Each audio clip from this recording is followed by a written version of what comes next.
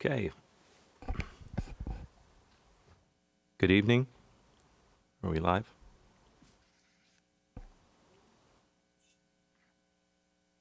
All right. That's better. Good evening, everyone. I call to order the May 11th regular meeting. Madam Clerk? I will be conducting the roll call verbally. Councilmember Brenner? Here. Councilmember O'Neill? Here. Councilmember Dixon? Here. Via Zoom. Councilmember Blom? Here. Councilmember Duffield? Mayor Pro Tem Muldoon? And Mayor Avery. Here. Thank you. No closed session report? Thank you, Mayor Avery. There is no closed session report this evening. Thank you. All right, now is the time for the invocation and Pledge of Allegiance. I will be doing the invocation, and Mr. Duffield will be doing the pledge. So please join me in prayer. Heavenly Father, let me say thank you on behalf of all who are gathered here today.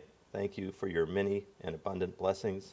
Thank you for life itself, for the measure of health we need to fulfill our callings, for sustenance and for friendship.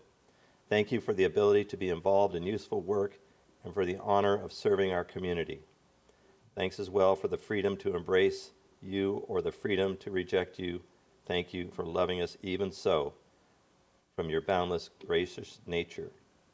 And I pray that you grant this body the wisdom to govern well amid the conflicting interests and issues of our times, a sense of the welfare and true needs of our citizens, a keen interest in justice and rightness, confidence in what is good and fitting, and the ability to work together in harmony even when there is disagreement, and that our community shall enjoy safety and joy in the days ahead. Amen. Please join me in the Pledge of Allegiance to our great flag.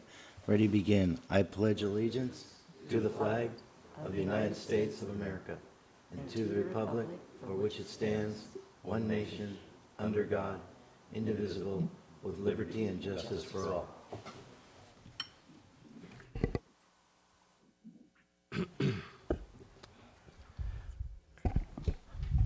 Okay, now we're on to, do we have a notice to the public? The City Council of Newport Beach welcomes and encourages community participation. Public comments are generally limited to 3 minutes per person to allow everyone to speak. Written comments are encouraged as well.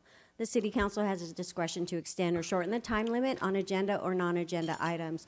If you'd like to speak via Zoom, please raise your hand by either using the hand button online or pressing *9 on your phone. Thank you. All right, we're on to council announcements and oral reports from council members on committee activities. Councilmember Brenner, do you have any announcements or reports? On the activities, I just wanted to say that Diane, Will, Brad, and I did the Arbor Day tree planting ceremony, and that was fun, along with city staff and Stanbridge University. And for announcements, I wanted to announce that we have, let's see which one's showing. This is the one that, okay, the Corona Del Mar Residents Association on May the 20th is having a meeting where we're having the CEO of Mother's Market come and speak to us about the Corona Del Mar market that will be coming. She'll talk about the timeline, what they're planning to do, the types of products that they're planning to emphasize at the market, and we in Corona Del Mar are all really excited to get a market back in town. So I encourage everyone, it's a Zoom meeting. You can RSVP for that by just going to cdmra.org, and it will give you the opportunity to put a reservation in. So we're looking forward to that. And then we also, the city is doing a compost giveaway, 2 free 30-pound bags for Newport Beach residents with ID on Saturday, June the 5th, 9 a.m. to 11 a.m. at Oasis. Thank you. Councilmember O'Neill? Thank you.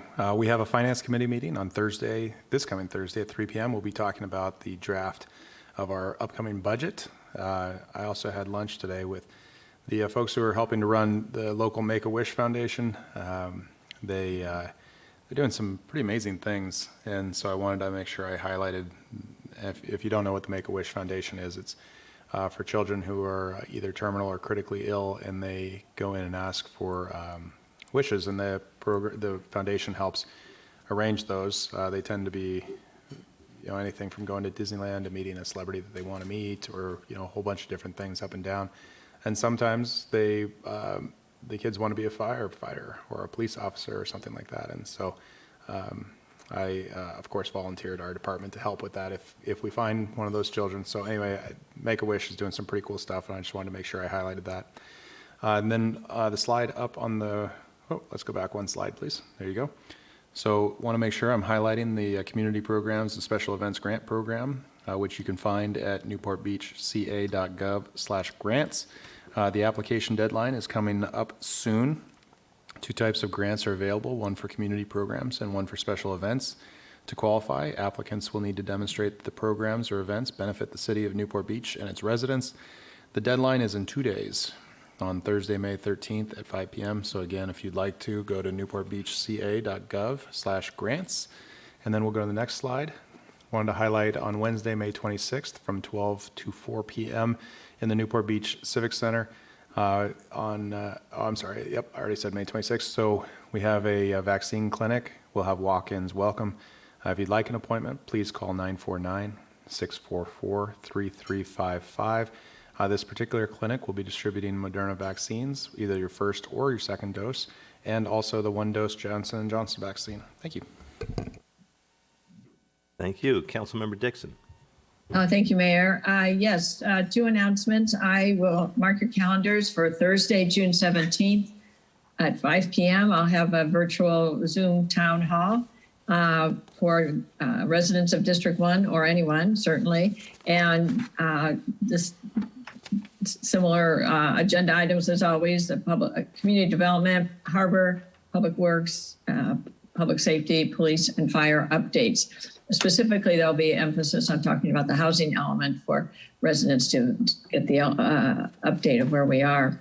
Also, tomorrow noon is the deadline for residents who would like to apply for a council appointment to a board or committee or commission tomorrow. And these commissions, as you see on the screen, have openings, and the selection will be made prior to, the selections will be presented in June after being reviewed and nominees identified. Again, I know everyone hears me talk about this. It's really important that residents apply. If you can, your applications are valid for 2 years and you can renew them. And again, just one small caveat. The good news is we receive a lot of applications. Bad news is we don't have enough slots to fill. So don't lose patience. Just demonstrate your interest and commitment by reminding us every year, because there are openings every year at the June 30 end of fiscal year for the new fiscal year beginning July 1 for the terms of service. So I encourage residents to apply if they haven't already. And next Monday, May 17th at 5 p.m. is our aviation committee meeting, and look forward to more and more people attend by Zoom virtual meetings. So look forward to that. Thank you, Mayor. Thank you. Councilmember Blom. Thank you, Mayor. So I have a pretty serious obsession with the utilities department in this city. It's quite possibly the most amazing thing I've ever seen. Anyone that has ever seen how water comes into this city in like the Teenage Mutant Ninja Turtle style of an underground reservoir over at our section over there in West Newport is quite possibly one of the most amazing things. So I constantly pester Mark for any time we have dug up any ground whatsoever to jump in. And I was so jealous when I saw the mayor in a trench. And I was like, well, how come he's in a trench? I love trenches. So, I've been following the utilities guys around. It's so cool to see. I mean, what's underneath our streets, what goes into developing this city. I think sometimes we always hit the hot button issues. Those are exciting ones. We see them every day. But what we produce here and what we have the ability to do is insane. I mean, the crews, the teams, they're second to none. I mean, we're fast, we're efficient. I know we complain when the water's off for 4 hours. I do too. But it's crazy to see what they have the ability to do in 4 hours, replacing these giant valves that weigh a lot more than I do. Not that much, but a lot. And digging down, 10 feet, and really just, it's out of control to see what kind of happens in the city and how on top of it they are with replacement and testing and making sure that, we don't have ruptures and things like that. So it was absolutely unbelievable. It's always an eye-opening experience for me, and I'll always drive around looking for their trucks and seeing if I can sneak a foot in a hole. So thanks so much. I think sometimes we don't realize what's under the ground in this city and how much work goes into keeping this going. And so I always like to draw our attention to how amazing and how privileged we are to be here. So thank you so much for that opportunity, Mark. Thank you. Councilmember Duffield. Thank you, Mayor. I would agree with that, Noah, 100%, man. It's amazing. So about 17 years ago, I was trying to do the math. One of our harbor commissioners, Seymour Beek, announced to us at a harbor commission meeting that he felt the need to have the top of the bay, by Nobu and all that, as a transient mooring field. And we all recognize the need for this because it's where all the commercial activity goes on. And the existing transient mooring field fills up all the time. And so having a release valve, another one, would be extraordinary. But after some discussion, it was very clear that it would take an act. We were told by staff, our staff, you're not part of that staff, this was 17 years ago, that it would take an act of Congress to do this. So with that, we were so distraught. We went, well, act of Congress, forget it. And so as great of an idea as it became impossible to get any movement. And I'm not sure how the movement came back, but something happened, and it could have been myself, I don't know, trying to resurrect this. I think it was when we dredged the bay, we had to move people up there because we were moving moorings and things. And so the Coast Guard allowed us to have a summer where we could use it like that. Well, then we were able to get another summer, and then another summer after that. But then when we went to apply to make it permanent, the Coast Guard said, oh, no, can't do that. Well, when I was a little boy, you'd come into Newport Beach, and the first boat you'd see was called the Goodwill. It was a 185-foot schooner, and it was the first thing you saw, and it was moored in the mooring field at the top of the bay, along with the Pioneer and some others. So it's always been a transient mooring field. The Coast Guard, though, didn't know that. Anyway, I'm boring you, but the reality is we have persevered in the last 5 or 6 years, and our previous harbor department head was actually very instrumental in this, and the one before him. And we finally now have approval by the Coast Guard for a summer-only transient mooring field at the top of the bay. So what does that mean? It means that people coming from another place, another harbor, can come to our harbor, go to the top of the bay, anchor for free, launch their little dinghy, and then go ashore to Lido Village, which is beautiful. We all are very proud of Lido Village and what's going on there. And they can go across the street and get a spark plug at the West Marine. They can go to the Ark. They can go to our famous cannery, the Blue Water Grill. All these places are within walking distance. So it suddenly makes Newport Beach an incredible destination for a powerboater, sailor, to come and enjoy not just anchoring, but going ashore and spending money in our city. Just a thought. But it does make it much more appealing to come here and by boat and enjoy that. So I'm very proud that we persevered and we didn't need an act of Congress. We got through it by various means, and I really appreciate all of those in our staff who worked hard to get us here. It wasn't easy. And the next goal, of course, is to make it permanent all year round, but that's another story. And just a boring announcement, but we had our water quality meeting, which was virtual almost, and I'm so excited the next time. It won't be, it'll be in person, and we'll do a much better job when I can see people's facial expressions, and I'm just so tired of trying to do this with a television screen. So more on that on the next announcement, so thank you very much. Thank you. Mayor Pro Tem. Okay. And I've got some announcements. Oh, we should get something up here shortly. All right. Our PIO talked me into doing something called Town Talk, which is we're going to be, for the next 6 months or so, interviewing heads of departments and other folks that are really involved with our keeping our city running, and for the benefit of residents. And there's just an awful lot of infrastructure, and a lot goes into running the city.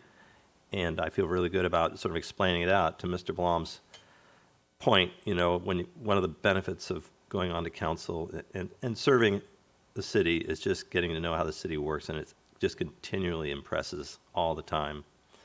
And so Town Talk, the first one I did was with our utilities director, Mark Vukojevic, and we sat down. I thought it was going to last 20 minutes. We went on for a little too long, I think. I don't know if people will hang with us, but it was so interesting. So it was really, a lot of it was about water, and Mark, being our utilities director, is really responsible for the whole water scene in Newport Beach. And so I'm just, as an ad, to tell you to ask you to go on and watch the interview on youtube.com/NewportBeachGov. And because the show's host, myself, is not so interesting, but Mr. Vukojevic is not only interesting, he's a very good speaker, and the subject matter is really illuminating, because we take so much of what utilities delivers for granted. And it's important to understand how much goes into it. And that helps us all feel a little better about the costs of things in our town. The water bill that we all get, that sort of puts us back. But there's so much that goes into it. And a lot of talk about conservation and how important that is. And then just the challenges that his department faces every day. Things like a major water break in the middle of Coast Highway that's 18 feet down. Turns out there's a fixer in the community that does stuff like that, and Mark got him on his speed dial, and so we'll go into that a little bit here. But that's on YouTube on the city's website, and I advise you to take a look at it for really interesting stuff. And following up, similar to Mr. Blom's experience, Mark Vukojevic called me regarding the city's repair of a 12-inch water pipe, and a couple lanes shut down on Coast Highway and all that. And so the task was the water was pouring out of the curb, and it turns out it's one of the deeper pipes in the city. It was about 16 feet down, and that had to be dug. And then to go that deep, of course, there's a lot of shoring that needs to go on, big steel plates and hydraulic spreader jacks, if you will, to keep the plates apart so the crews can get down there. And you can see here, it was incredible. And, it had to get fixed pronto.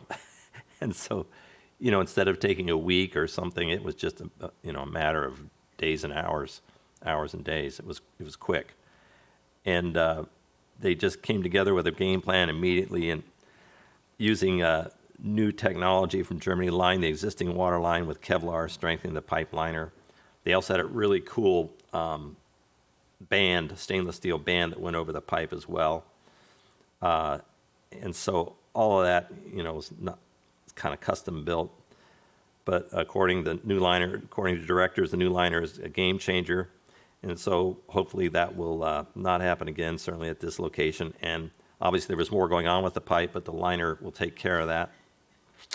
And so I just want to thank Director Vukojevic and his team, and everybody was out there for being so nice to help me get down that ditch and actually see. I always wondered what a waterline break looked like. It's not pretty. And just a shout out to all the team. His team is incredible, and they were on it and kept people from going without water in many parts of our town. And next, council members Brenner, Dixon, O'Neill, and I joined our public works team and students from Stanbridge University to celebrate Arbor Day on April 30th. The group planted several beautiful new trees in West Newport Park. And we have a huge urban forest, I think around 36,000 trees. It's so important to the beauty of our town and increasingly important to us for clean air and shade, protection from the sun, and creating spaces for people to enjoy and get out of the ultraviolet rays. So this was an effort to just continue that and celebrate Arbor Day, but also Newport Beach's commitment to its own urban forest and to the beauty of the town. So these trees were planted, and we had the volunteers from Stanbridge University to help us do that, and that was really good to see. And we also had Mrs. Calvert's first grade class at Newport Elementary School. They provided some tree artwork for everybody as well. So it's really great to get kids early on to get them behind the importance and beauty of trees. And we issued an Arbor Day proclamation, and I'd like to recognize Lisa Caraway and Sarah Hamilton, who are here tonight representing Stanbridge University. And Lisa and Sarah, can you join me for a photo? That'd be great.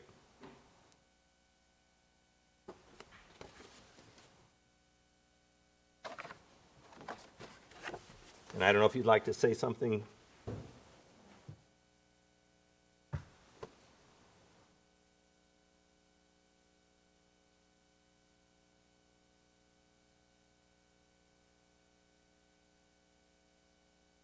Please. Thank you so much. We just want to recognize the City of Newport Beach, and we're so grateful to you all for supporting this initiative, the Root for Change initiative with Stanbridge University. We also want to give a special thanks to Kevin Picard, as well as the rest of the city staff that have supported this project for the last several years. So for those of you that don't know, Kevin Picard is our urban forester and does an incredible job. And because you can imagine maintaining and managing 35,000 trees with a very special team to do that. So it was great to see the combination of volunteer effort and our professionals and council and the public. It was really great. We'll go over here by the flag.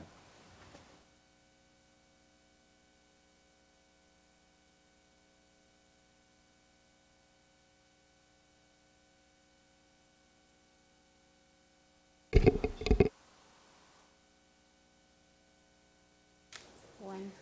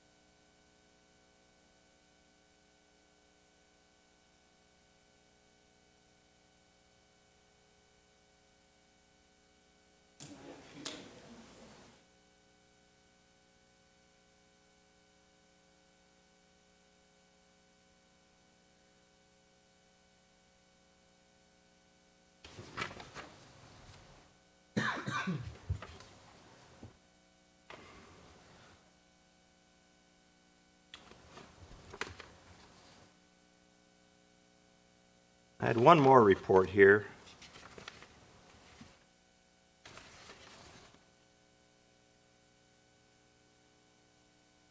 Oh, yes. Our new harbor master. I know it's been announced, but I think from the dais here, I think I speak for all the council on how happy we are to have Paul Blank as our new harbor master in Newport Beach. And most of us have known Paul for some time, and I certainly have through boating. And he's a former harbor commissioner and is part of the, really an important part of sort of the growing reputation of the Harbor Commission for getting things done, because Paul is, he is on it when he's got a task. And he grew up on the harbor. I think he first went boating when he was 10 years old on the harbor. And he's a longtime racing sailor and also has a powerboat. But the big difference, at least for me, and I think everybody, he knows everybody on the harbor, and he's just on it, on the bay all the time. And that's what's really required for the job, is just hands-on, seeing what's happening and being engaged with this spectacular organism, Newport Harbor, with all its businesses and the boats and the recreation and the housing. There's just so much going on. You can't be in an office and manage it, really. You've got to be out there and see it and lead a team and deal with it, and I know he'll do that. And my congratulations, Paul. Just thank you so much for joining the team. Appreciate it. And that's the end of my report. Mayor Avery, Yes. we did want to also announce with the new homeless shelter that has opened up on May 1st. Oh, right. Yeah. Yeah, so as most of you know, we partnered with Costa Mesa on a homeless shelter, and it opened a month ago at least, and now we've got 10, I think we've got 10 persons who are experiencing homelessness at the shelter, and we're really excited about that. And we have Carol here who can maybe go over some. I know we've had a lot of concern from residents, and rightly so, about our folks that are experiencing homelessness in the city, and we just take any opportunity we get to communicate out the effort that's being expended to deal with this issue and get the people the help they need, and keep working on it nonstop. Thank you, Mr. Mayor and council members. I just wanted to give you a really brief update. The shelter opened for us on May 1st with 20 beds available. Our team has placed 10 of those in shelter, which is amazing in the first few days of the shelter being open. Our team is also working with the next 5 people to work them through the process to get in. So we're going to have at least 15 beds pretty well filled very quickly. I did want to share with you, this is an additional tool in our toolbox. Our toolbox kind of keeps growing, right? So we started with Natalie and our homeless liaison officer. We added CityNet. Now we've got the shelter.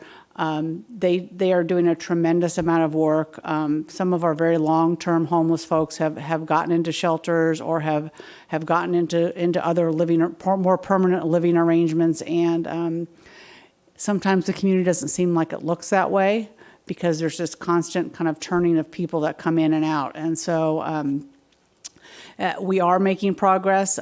Summer's coming. We get a little bit of an influx.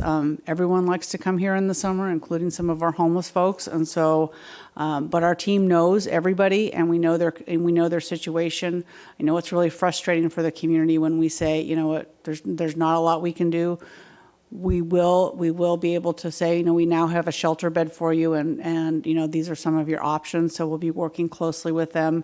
The other thing I wanted to mention was we've got about 65 folks between being on the street and being in cars. That's kind of another thing that we're really seeing. They're kind of a little bit more unseen, but we know who those folks are, and we're going to continue to work with them. We've got an amazing team in place. Every staff member is part of this effort. We make sure that when we have our rapid response team, which includes police, Natalie, our public works department, our recreation department, they work out as a team. They go out there and they clean up something before it becomes this kind of encampment thing that we've seen in many other communities. And they have cleaned tons and tons and tons of material off the streets for us. So we are working well. It's going well, and we're hoping to continue have some continued success. The other thing I did want to mention was, we have our shelter with Costa Mesa, but we do have access to other shelters. So if there are beds available at the Yale shelter, Huntington is kind of in the middle of opening up some beds, maybe possibly for us. So we do have other options in the county, and that's what CityNet helps us with as well. So I'd be happy to answer anything else you might have. Anything else? Well, finally, this is great to get to this point. It's been a long time coming. Been a long time Very coming. long time A lot coming. of effort behind it, and thank you. Thank you. Okay, now we're on to matters which council members have asked to be placed on a future agenda. Starting off with Councilmember Dixon's ask to consider a restart of the general plan update process with consideration given to the former members of the committee. Mr. I'll O'Neill. need to actually do that orally for that vote. So Councilmember Brenner? Yes? Yes. Okay. Councilmember O'Neill? Yes. Councilmember Dixon? Yes. Councilmember Blom? Yes. Councilmember Duffield? Yes. Mayor Pro Tem Muldoon? Yes. And Mayor Avery? Yes. Thank you. Thank you. And our next item is Mayor Pro Tem Muldoon asks council to consider a review and update of the city's current accessory dwelling unit, ADU, and junior accessory dwelling unit, JADU, ordinance to allow maximum flexibility under state law to allow property owners the easiest opportunity to legalize their unpermitted units and to also give property owners maximum opportunity to propose new ADUs or JADUs so the city can get housing unit production credits under the state mandated RENA. Councilmember Brenner? Yes. Councilmember O'Neill? Yes. Councilmember Dixon? Yes. Councilmember Blom? Yes. Councilmember Duffield? Yes. Mayor Pro Tem Muldoon? And Mayor Avery? Yes. That's 7-0. Thank you. Madam Clerk, please read the notice. This is the time in Public which comment. council members may pull items from the consent calendar for discussion. Those are items 1 through 12. Public comments are also invited on consent calendar items. Speakers must limit comments to 3 minutes. Before speaking, please state your name for the record. If any item is removed from the consent calendar by a council member, members of the public are invited to speak on each item for up to 3 minutes per item. All matters listed under consent calendar are considered to be routine, will all be enacted by one motion in the form listed below. Council members have received detailed staff reports on each of the items recommending action. There will be no separate discussion of these items prior to the time the City Council votes on the motion unless members of the City Council request specific items to be discussed and are removed from the consent calendar for separate action. Again, if you would like to speak via Zoom, please raise your hand by either using the hand button or pressing *9 on your phone. Councilmember Brenner, do you have any items to pull from the consent calendar or conflicts to announce related to items number 1 through 12? I do not, but I see Bernie Svelstead in the audience. I'm wondering would you like me to pull number 6 so that you could speak about it? I'll do that.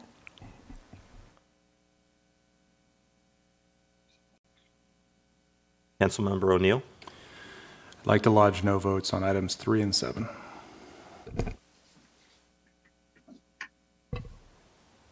Councilmember Dixon? I have no items, please. Thank you. Councilmember Blom? I'd like to lodge a no vote on 3, and I have a recusal due to business interests on number 7. Councilmember Duffield?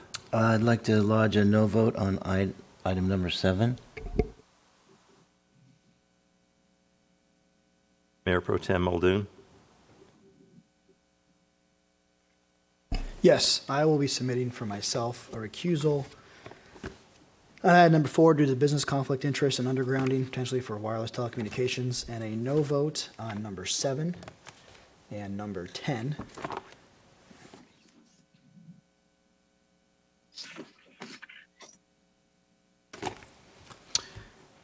Okay. I have a motion for you when you're ready. All right, and then I am registering a no vote on number 7 as well. Brad, could I add a no vote on number 5, please? Ms. Brenner, a no vote on number 5.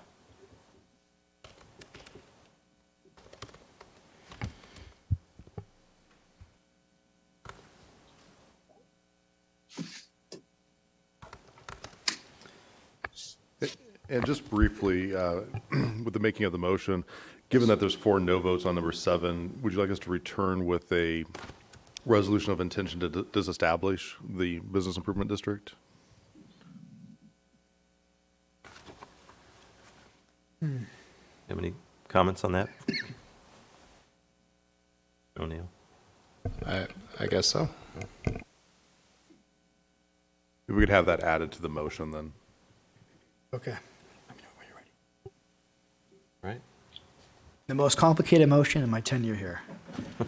Move the balance of consent calendar items number 1 through 12 with amendments to the minutes, and item 4 with number 7 likely to fail. We will bring back, is it a, you said it's a resolution to, Yeah, so there'll be 4 no votes, Councilmember O'Neill, Councilmember Duffield, Councilmember Muldoon, and Councilmember Avery voting no, Councilmember Blom recusing himself, and added to the action items would be to bring back bring back a resolution of intention to disestablish the Restaurant Association Business Improvement District and fix the time and place of a public hearing. that's the first time that items failed on consent without being pulled. So, at least since I've been on council. Thank you, Mr. City Attorney. With no votes on items 7 and 10 by myself, and items 3 and 7 by Councilman O'Neill, item 7 by Councilmember Duffield, item 7 by Councilmember Blom and Mayor Avery, and a no on item number 5 by Councilman Brennan. And then we have item 6 pulled by Councilman Brenner as well, and a recusal from myself on item number 4. Okay, do we have a second for that? Mr. Blom? Mr. Blom seconds. All right, and so do we want to hear number 6, or do we want to have public comment? So next step would be to take public comment on the consent calendar and then move into number 6. Okay, thank you.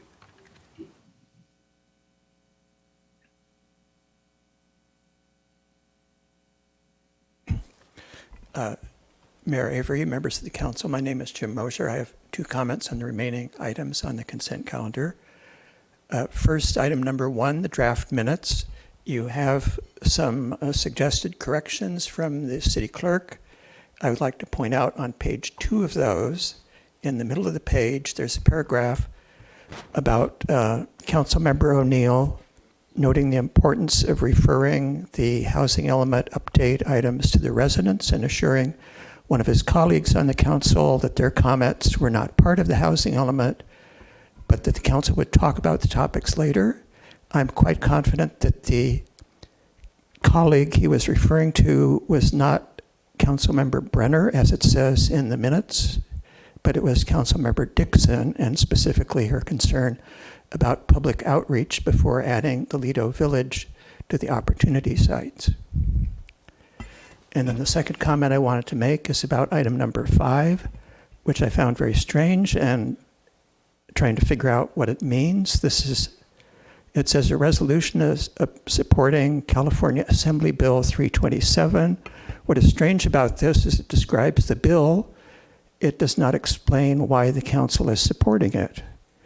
The bill itself has something to do with prohibiting any government agency in California as a condition of offering service or allowing people in their facility to ask those people to provide documentation.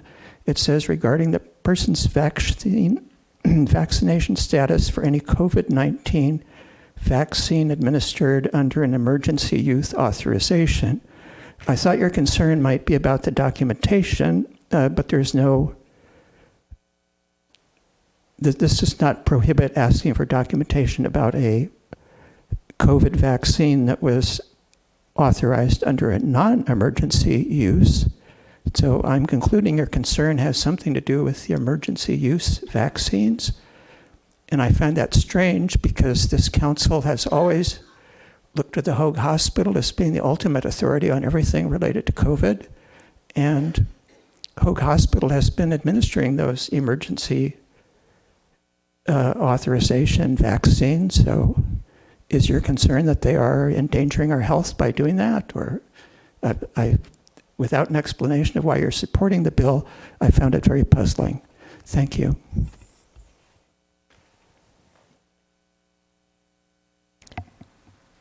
I believe Mr. Mosier is right when he referenced Councilmember Dixon rather than myself. Is the maker of the motion okay to amend further the amendments? I honestly I don't remember. Okay. So We'll go with do we need to specifically reference who I was referencing? Because people can go back and watch the tape. It's probably just easier to take that out. Okay. Understood. Hi, Bernie. Hi. We're actually going to finish up the consent calendar real quick, then we'll get to item number 6. I think you're speaking to item number 6. Yep. Okay, any additional council comments? Do we have any more comments from the public? Anything on the Zoom? Nothing in the chambers? Okay. No additional council comments? We'll vote. I'll read the ordinance title prior to conducting the roll call vote. For ordinance number 3, ordinance number 2021-10, an ordinance of the City Council of the City of Newport Beach, amending section 1.05.020, section 1.05.60, and section 1.12.20 of the Newport Beach Municipal Code to increase fines and violations of the municipal code and shorten the administrative citation appeal period. Councilmember Brenner? Aye. Councilmember O'Neill? Aye. Councilmember Dixon? Aye. Councilmember Blom? Aye. Councilmember Duffield? Mayor Pro Tem Muldoon? And Mayor Avery. Aye. Motion carried 7-0. All right. So it looks like we had one item removed from the consent calendar. That's from Mrs. Brenner. Item 6. Ms. Brenner, what would you like to do here? I just wanted to be able to hear what Bernie had to say, since Bernie has been leading this bid for so long, and then also express my sentiments of thanks.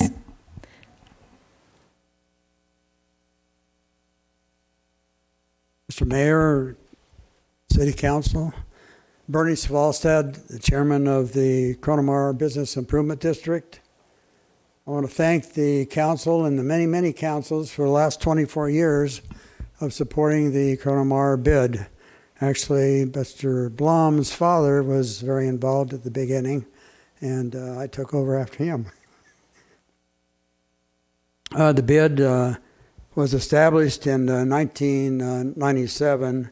The bid, I first became involved in the CDM bid in 2003, 6 years after the founding. And I was involved as a representative from the chamber originally of Chronomar. And then I was on the bid for a short period of time. In the last 15 years, I've been chairman. So I've had about 18 years out of 24 years involved. It's been a while. So we had a 2004 vision plan and then a 2020 vision plan. I feel we have accomplished the major goals we have strived for in those vision plans. We have had a great team in Chronomar with the Chamber and the Resident Association. So the bid has accomplished a great deal because of that. We have accomplished improvements for the village. I won't go into all the accomplishments that we've done, and I think you have that information there, or I'm sure you have heard about it in the past years. Because the CDM bid board feels we have completed most, if not all, of our goals. We have recommended the establishment of the CDM bid. The recommendations of distribution of assets are in your packet. I think the donation of the Christmas decorations to Visit Newport is in win-win for the Chronomar businesses, and they have been displayed. These decorations have been displayed for most of the last 20 years, off and on, every year on some level or another in the village. So I want to thank you all for your past support. Thank you. Thank you, Bernie, for all your effort. You're just a part of the fabric of Corona Del Mar, and just so consistent year after year of really serving the residents and the businesses in Corona Del Mar. And thank you so much. Any other? I wanted to especially say thank you to Bernie, but also to all the members of the bid board, past and present, for all the work that you've done throughout the years. And I'm so proud of our downtown business district in Corona Del Mar. The benches and the trash cans and everything that you've done just really makes it a very special little village, and we really appreciate all of your work. And hopefully we will continue to maintain it up to your standards and keep it attractive for many years to come. So thank you, Bernie. All right, do we have any public comments? Anything on Zoom? Nope. All right. Do we have a motion?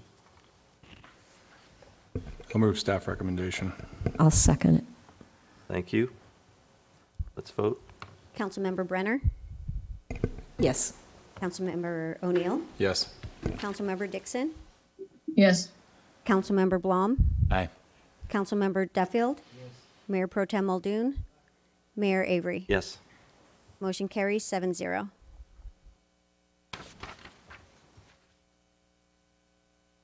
All right, now we're on to public comments on non-agenda items.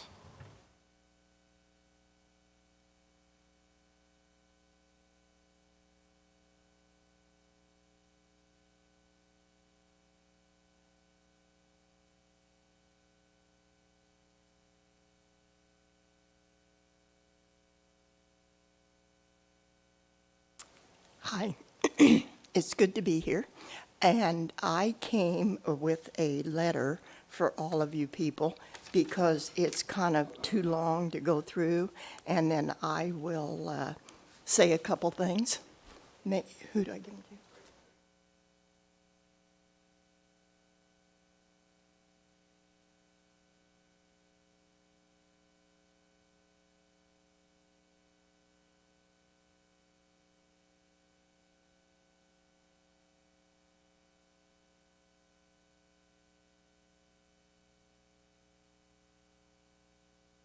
That letter has gone out over almost all of our states. I'm glad to see that Rand Paul is doing a good job for us. And I would like to know when our senior center is going to be open again, because I really am tired of all of them making money on something that is not guaranteed. And if I could get any come back on when things are going to be open so we can use them and enjoy them. Thank you. Thank you.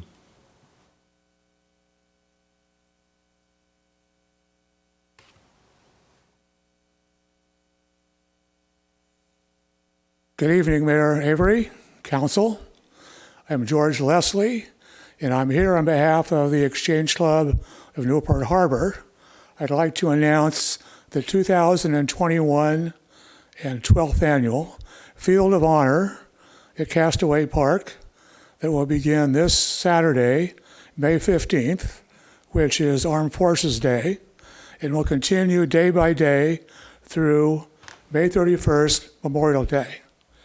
For everyone's benefit, what's the Field of Honor?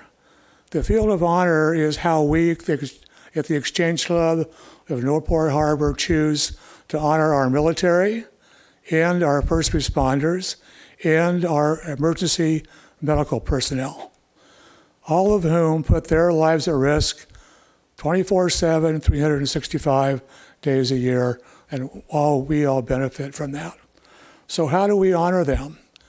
We put up 1,776 full-size American flags on 8-foot poles that line all the pathways of Castaway Park. It's quite a spectacle to see. As you know, the city of Newport Beach adopted the Marine 1-1, 1st Battalion, 1st Marines in December 2003. And there is a nice statue of a Marine soldier in the corner of Castaways Park. So if you go into Castaways Park anytime between this Saturday, Memorial Day, walk along 1,776 flags, the statue of the Marine, overlooking the back bay, a lot of the front bay. It's a spectacular sight. I invite everybody to go. There's no admission to enter the park, no admission to park. A lot of people choose to dedicate a flag to somebody they know who's serving now or in the past. At the Field of Honor in the parking lot, there will be a pop-up tent and some of the members of the Exchange Club of Newport Harbor there to answer any questions, how to dedicate a flag, or just buy a flag to take home.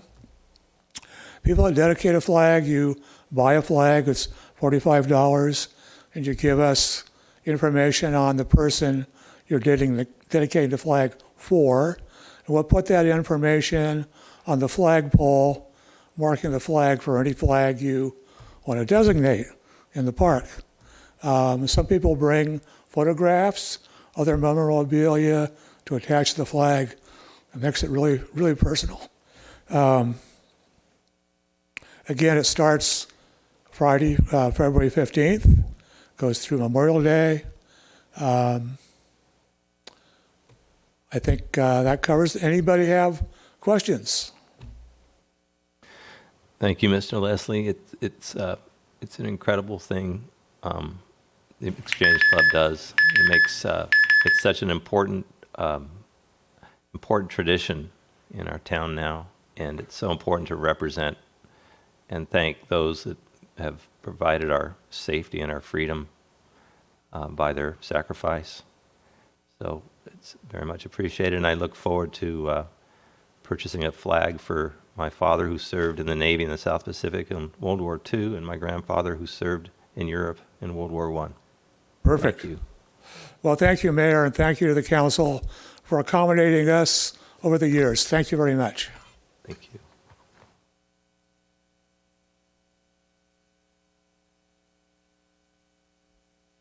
Mayor Avery, members of the council, this is Jim Mosier again.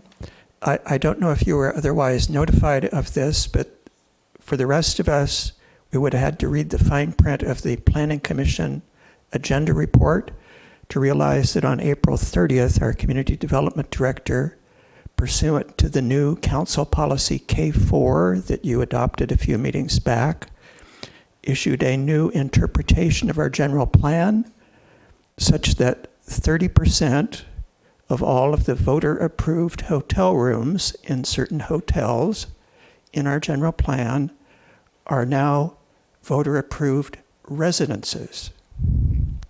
As I tried to explain to you at the time you were considering adopting Policy K4, I think this is in clear violation of our green light provision in our city charter. When the voters last approved development allocations in the general plan in 2006, they approved hotel rooms separately from the allocation for residences.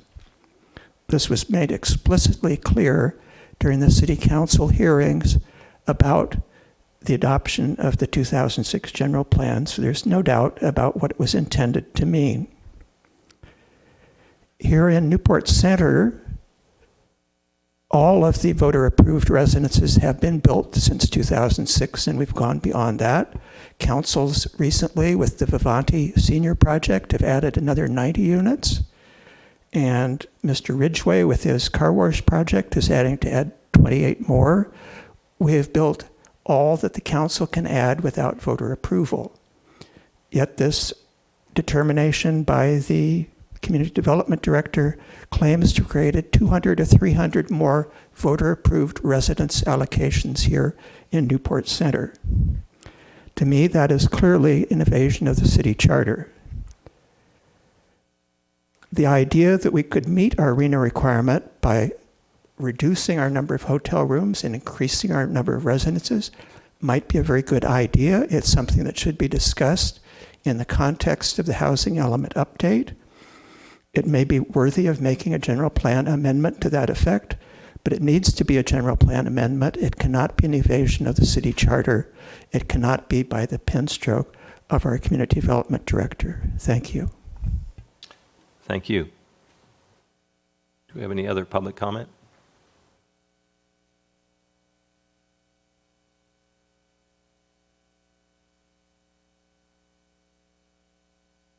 Okay. Please proceed to speak. Mr. Paglia? Yes. Okay, go ahead. Unmute your mic and go ahead. Charter. Yes. I just wanted to comment that the quality of the audio when a speaker comes to the podium is almost unintelligible. Someone needs to correct the audio.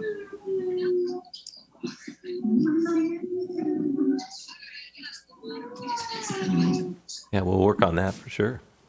It's our first try here, so we're learning. Paglia?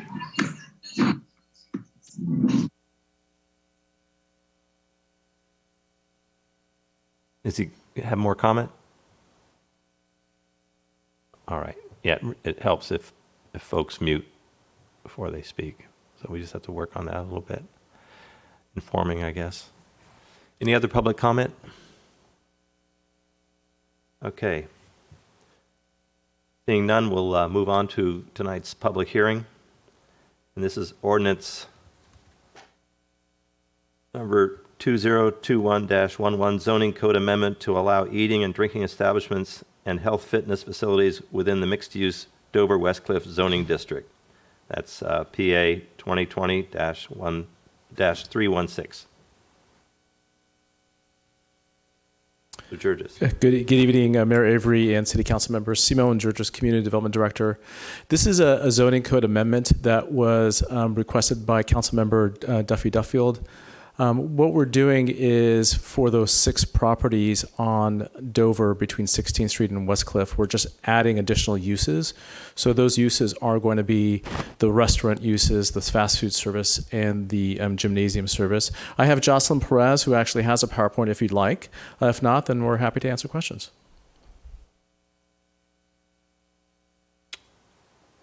Any council member wish PowerPoint or? All right. Nope. We're good. Thank you. Thank you. Ms. Brenner? I just wondered whether you were able to reach anyone affiliated with the Mormon Church. I have not yet. Okay. Not yet. I did try this morning, but nothing yet.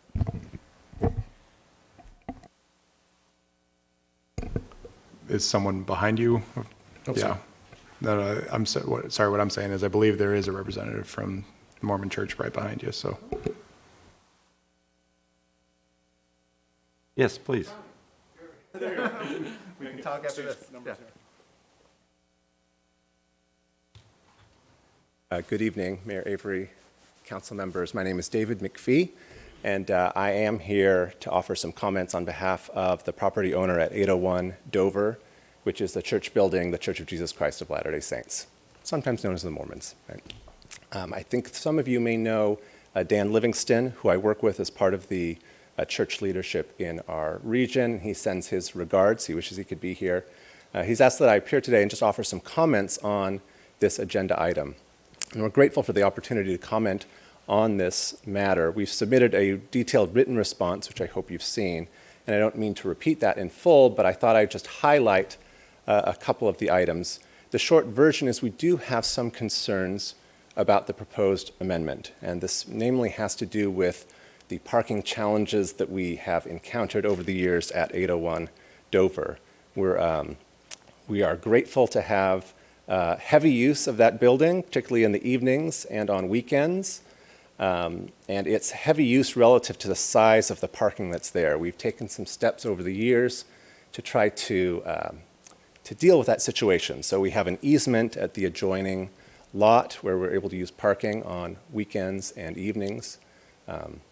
We've also entered into some arrangements with other parking areas nearby so that we can have that use on the weekends and evenings. And so far it's worked out okay because these uses are complementary, right? So when you have an office building with use during the business day, right, during the work week, they're using the parking, and we fit very well with that because we're in the evenings and on the weekends primarily. Our primary concern then with the amendment is that we've achieved sort of a delicate balance here, and that by opening this area up to uses, additional uses, such as restaurants, such as gyms, that sort of thing, we do expect that there will now be use on the weekends and in the evenings that's much heavier than what we've experienced in the past. So it changes the balance of things somewhat. And we're trying to look ahead and maybe avert something that could be a parking nightmare of sorts. We're thinking about our members having to look for parking and maybe have to go down the street. It's a convenience issue, but more than that, it's also a safety issue for, especially for our elderly members, families with children, just as they're making their way down a busy area to the church building. So I guess given these issues, we think it would be appropriate to hold off on approving the amendment. We'd like to make sure that these parking issues are reviewed in full before the amendment goes forward. But honestly, regardless of what happens to the amendment, I guess we wanted to make sure that we were here, that we were entering into a dialogue with the city so that you're aware of some of the concerns that we're seeing. And we're confident that whatever happens going forward with that dialogue, with the city as well as the other stakeholders who I guess maybe we can speak afterwards with the gentleman who just spoke here. We're confident that we can work out something that will serve the needs of our community, our faith community, and also the community of the city of Newport Beach. If there are no questions. Thank you. Do we have any questions? No. All right. Thank you very much. And can I ask real quick? So I'm trying to, I'm not sure we've ever, in the 5 years I've been on council at least, I'm not sure that we've gone through a zoning change with the concern about not enough parking on someone's parcel, and they're concerned about what the other parcels would be doing. Because one of the things I'm trying to work through in my head is your neighbors, in theory, could, I mean, they could change to something that would require nighttime use. I mean, it is possible given the designation as it currently exists. And so if we work through additional time on this, I'm not really sure what the, absent just not moving forward with a zoning designation, I'm trying to think through what could happen, you know, what kind of change would we even be able to make to get to a point where you felt comfortable on a parking side of things? Because it sort of strikes me that you'd probably need to enter into agreements with your neighbors anyway down the road. You'd always have to have those agreements if parking is so rough on your parcel. So I'm trying to think through, absent not changing this at all, what could we do to alleviate those concerns? And I should also point out, even if we passed it tonight, it has to come back for a second reading at the next meeting. And so I'm trying to, you know, if there is something to be done, it'd seem 2 weeks hopefully would be able to determine. And if there is something to be done, we'd have to bring it back for first reading. But I'm trying to figure out what even the potential changes could be that would be able to satisfy a parking concern. Yeah, so it's a good question, and forgive me because I think we're coming a little bit late to the game on this, and maybe that's on us that we weren't, maybe we didn't get notice, or maybe we didn't realize what was going on. But we are trying to figure things out and avoid something down the road. To your question, to the extent that yes, the current zoning is primarily for these office buildings that are during the day. I see the point about yes, potentially they could open up something up to the evening, but as a practical matter, it does seem that if we continue on the current path, that this complementary use situation is likely to continue. Again, we're happy to speak with some of the other stakeholders here to see if there's a way that we can reach an arrangement, something like that. But we didn't want to go forward kind of without raising these concerns. All right. Thank you. I appreciate that. All right. Thank you very much. Thank you. And on behalf of the church, thank you for all that you do for our community. We do appreciate it. I have a quick question for you, real quickly, if you don't mind. How many parking spaces do you guys have on your property currently? You know, that's a good question. I don't have that. I'm going to say maybe about 100.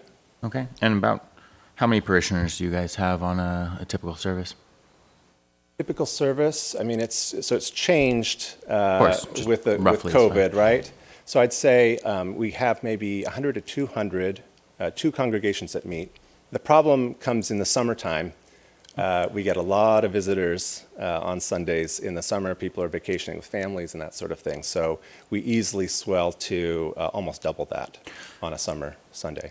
All right. So the main issue is kind of that you guys don't have enough parking on your current property, correct? Yes, and we've been able to address that with, as I said, the easement that we have on the adjoining lot, as well as some of these arrangements that we have reached with, I think not the next one over, but 3 down, as well as some informal arrangements with others who have parking in the area. And I guess my concern when it comes to this is that a lot of this has been brought forth by those property owners, that they're looking for a use change. So even though they might have an agreement with you guys, the parking for your services is your parking for your services. And so it seems strange that we would penalize the people asking, even though you might have an agreement currently with them, so that you may still maintain use of their private property in order to park cars for your use there. Is that correct? Understood, Okay. right? So these individual arrangements that we have with the other property owners, of course, they're welcome. I think it's a 30-day type of thing. Now, the easement that we have is different on the adjoining lot. That is basically runs forward in perpetuity. So I guess as we're thinking about changing the zoning and having these weekend, heavier evening uses, we're thinking about enforcement in part, right? Cars that come over onto our property, or maybe that are infringing on the rights that we have in the easement in the adjoining lot. We can do those sorts of things, but again, we're trying to get ahead of it and think, where are we headed, and does it make sense to limit the use to what we have now? Thank you. All right. Thank you very much. Thank you. Do we have any other council comment? Thank you, Mayor.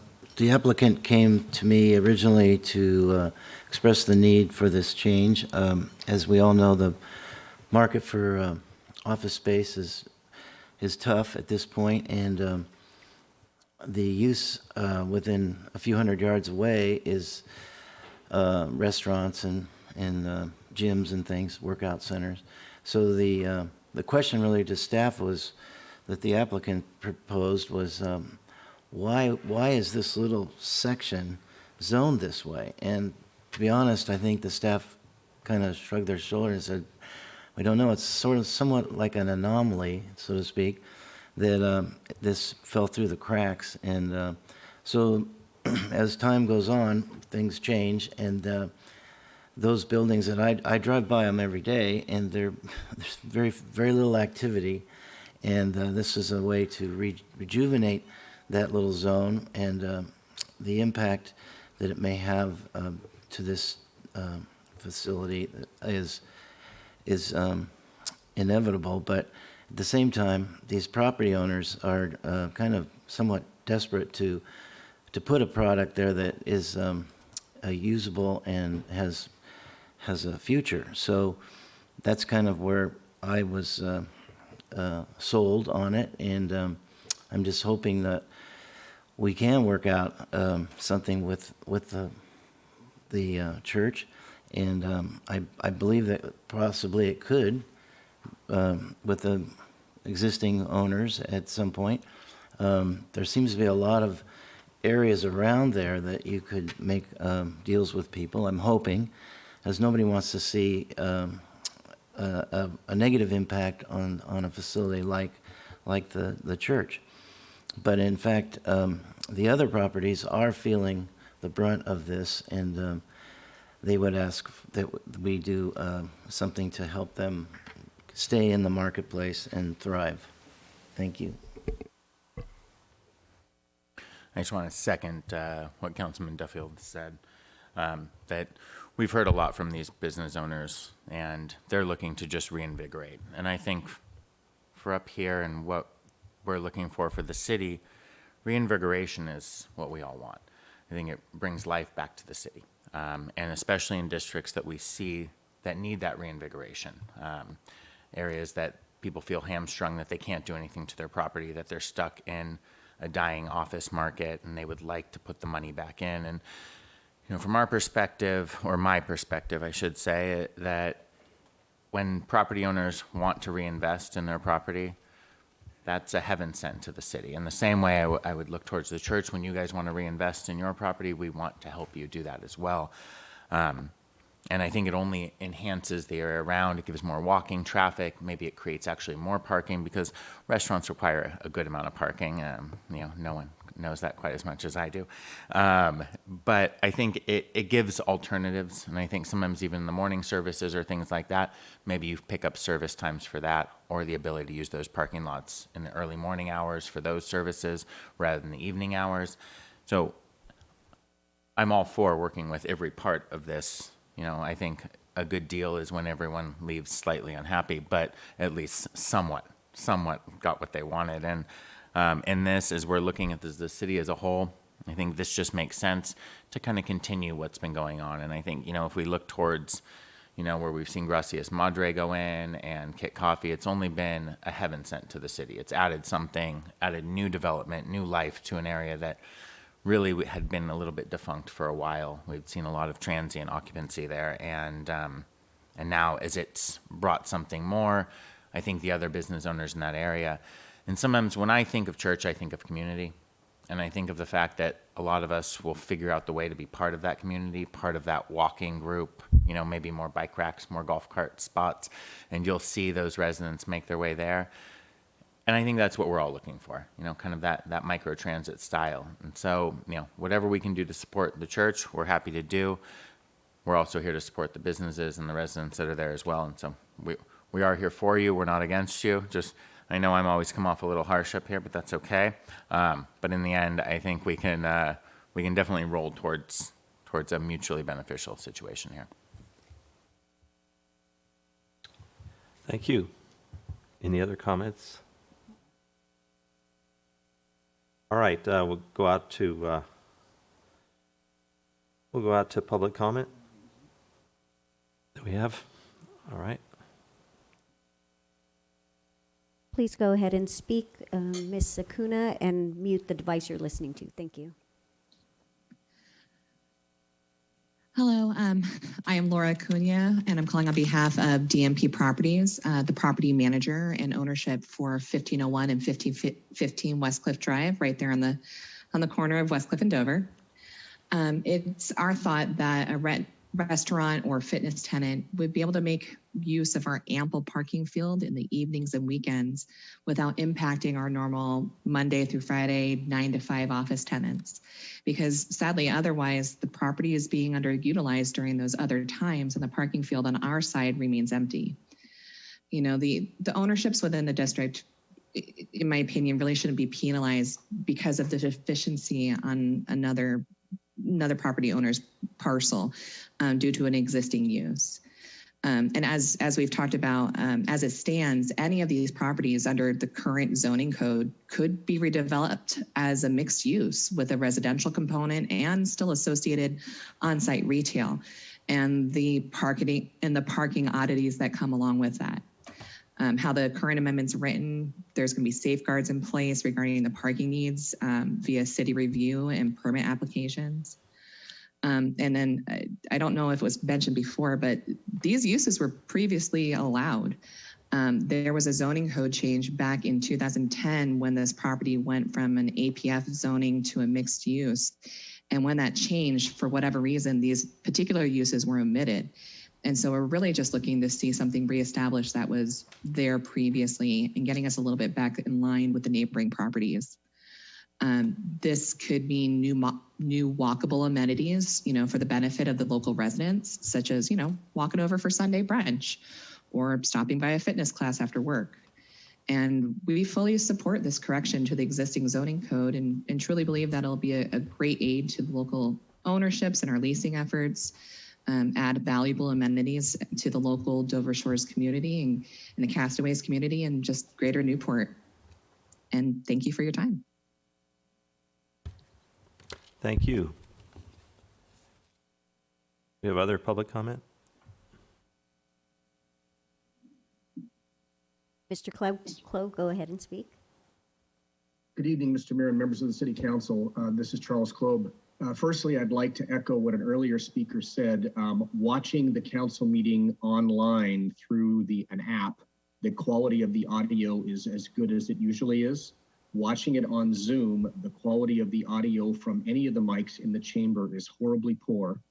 Listening to another Zoom caller, as I just did, the quality of the other Zoom audio is very good. So the disconnect has to do with the council chamber audio connecting to Zoom.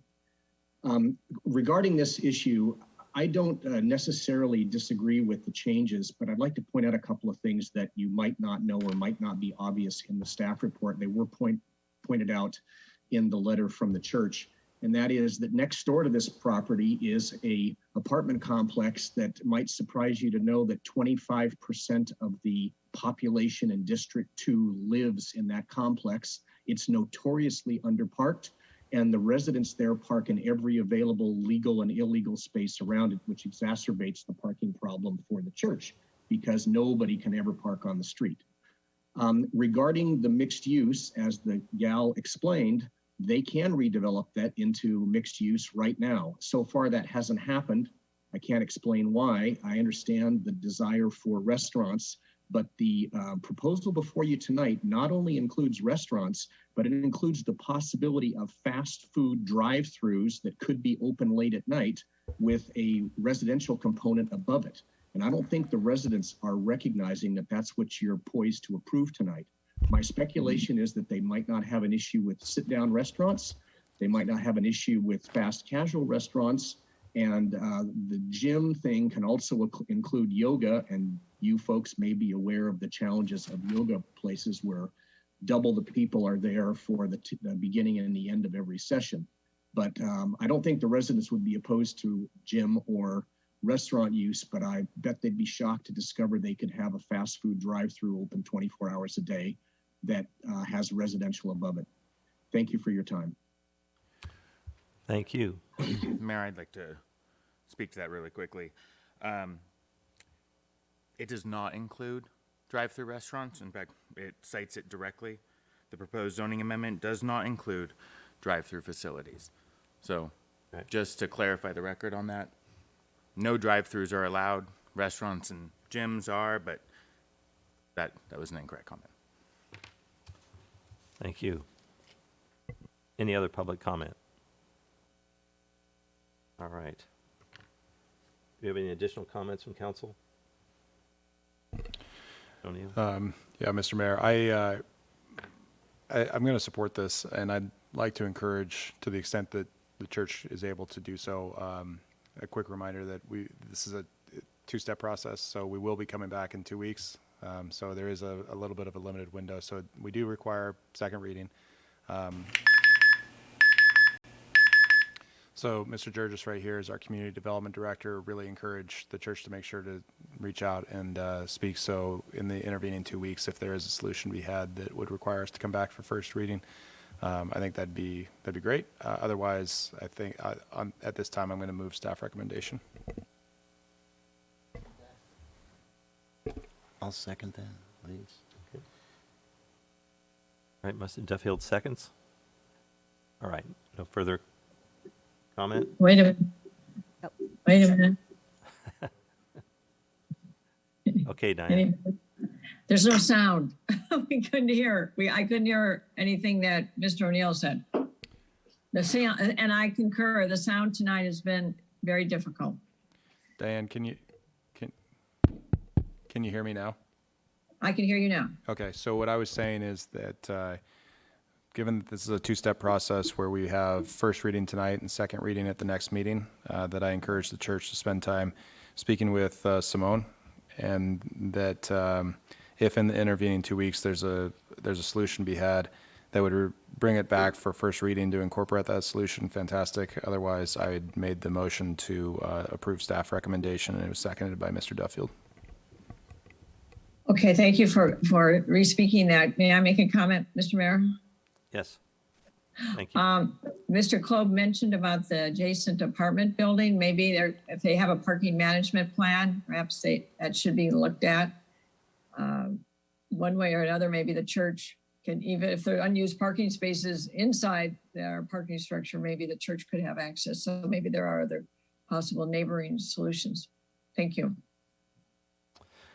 Thank you.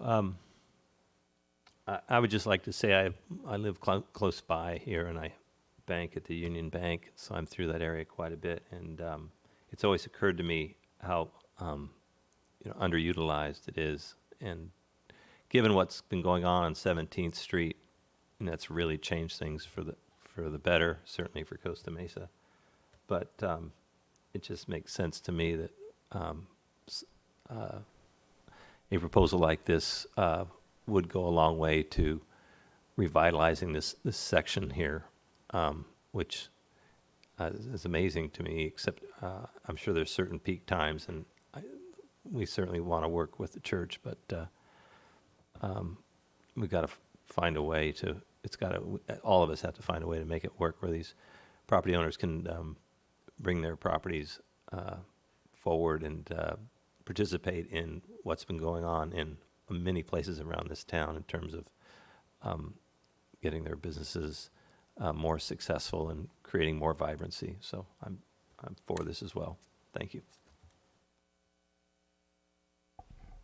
I'll read the ordinance title prior to conducting the roll call vote. Ordinance number 2021-11, an ordinance of the City Council of City of Newport Beach adopting zoning code amendment number CA 2020-009, amending table 2-8, allowed uses and permit requirements of section 20.22.020 mixed use zoning districts, land uses and permit requirements of Title 20 Planning and Zoning of the Newport Beach Municipal Code to allow eating and drinking establishments and large health fitness facilities in the MUDW, which is mixed use Dover Westcliff zoning district. Councilmember Brenner. Aye. Councilmember O'Neill. Aye. Councilmember Dixon. Aye. Councilmember Blom. Aye. Councilmember Duffield, Mayor Pro Tem Muldoon, Mayor Avery. Motion carried 7-0.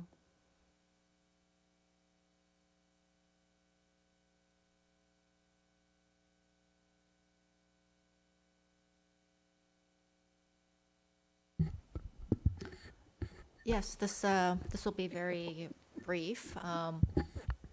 Just waiting for the PowerPoint to kick up here.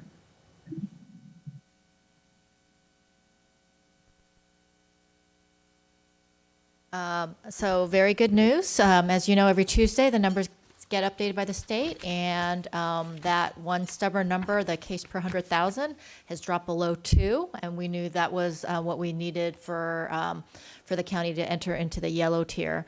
Now, also recall, we have to be in this for 2 weeks, so this is the first week, and if the numbers continue next week, then we expect we would be in the yellow tier next week. Which this does open up the numbers to some higher levels in terms of what they're operating now. I think one of the key ones too is bars can operate indoors in the yellow tier at certain capacity levels, so that's available. And then really, I think what we're looking for is, the June. Really the June 15th date, where the governor has said the tiers would be eliminated altogether as long as the vaccine supplies remain steady, which seems good, and hospitalizations stay low, which also seem very good right now. So all in all, the county's doing well, and I think the state overall, the numbers are very good. So I'm going to turn it over to Chief Boyles to talk a little bit on the vaccination side. Good evening, Mr. Mayor and members of council. I'm happy to report that I actually have a pretty short report for you as well. Just like City Manager Ms. Leung was saying, it seems to be that we're winding down with our pods. Our final day with the super pods is slated to be June 5th, so we'll close them on June 6th, with the overall strategy shifting to more of the community pods and some of the things that we'll see here outside at the Civic Center. on May 26th that we're doing more local. We have 2.752 million doses that have been administered to Orange County, and that's not to be confused with given shots in arms, but those are what have been given to the different various pharmacies, the county, and hospitals from the state. So that's how many we actually have, and for an example, we have about 700 or so doses upstairs right now in our refrigerators and freezers just here in City Hall. So we have 1.1 million people in Orange County that have been fully vaccinated, and another almost 1.7 that have received at least their first dose. So just doing the simple math of about a little over 3 million residents in the county, we're about halfway there. The good news is on the residents age 65 and older, like I reported a couple of weeks ago, we're doing really well there. And Ms. Brenner, I don't know if you sent your email out to your constituents, but you guys made a little jump. You went up an extra 2%, so zip code 92625 is now at 80.7. But the front runner here in Newport Beach is zip code 92657 with 83.8%, which is really impressive. That's off of today's website from the zip codes. Those under the age of 65, we still have a little bit of work to do there. They range anywhere from about 33% up to about 44%. So those are the ones that we're trying to encourage right now. You may have heard on the news that the Pfizer dose was just approved for ages 12 and older now, so hopefully some kids can start coming through if parents approve of that, obviously. And we're looking forward to the further decreasing of the COVID metrics and the June 15th openings on the fire department side of things. We've been taking a running list of the various groups, communities, schools. Today was the Girl Scouts that want us to start getting back out and doing community outreach and community education, which we've been basically insulated from for this whole past year. So I'm looking forward as well for my fire crews to get back out beginning in June. And one last note that I know is usually pretty interesting is 1,680 was the final tally of people that have passed the swim test, registered, and paid their dues. So Wow. 1,680 junior lifeguards this year, beginning June 22nd. Great. That is the end of my report. Thank you. That was a good one. Okay, next on the agenda is motions for reconsideration, Madam Clerk. Mr. Mayor, I'm sorry. All right, Bill. Just real, that is on. Okay. Just real quick, I wanted to note every Tuesday the numbers do come out, and I wanted to point out 92625, 92657, 92662 all had zero over the last 7 days. They had zero reported cases, zero. Obviously a 0% on that, and and that represents about 28,000 people in our city. And then the largest zip code 92660 was well in the yellow tier as well. So I mean, so anyway, it's looking really good in Newport these days, which is fantastic.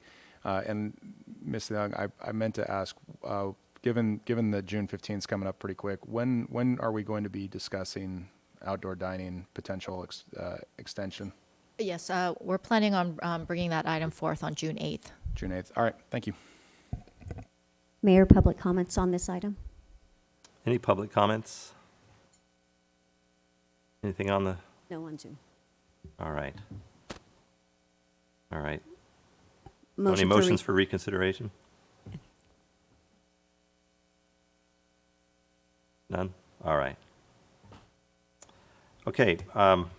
Tonight we're adjourning in memory of Roger Schwenk, and I'd like to just read his interesting life story.